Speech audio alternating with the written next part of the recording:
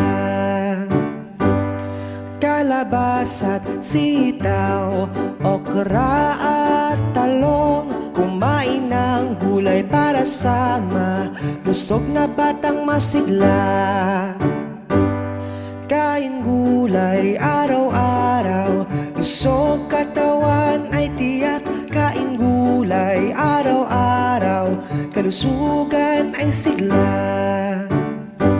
Repolot, pechay, kangkong at mustasa, gulay ay kainin para sa masayang bata.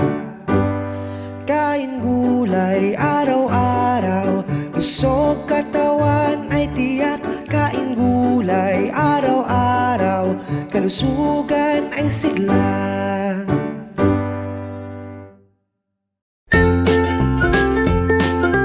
Mga bata, huwag kalimutan i-like ang video, mag-subscribe sa aming channel, at pindutin ang notification bell.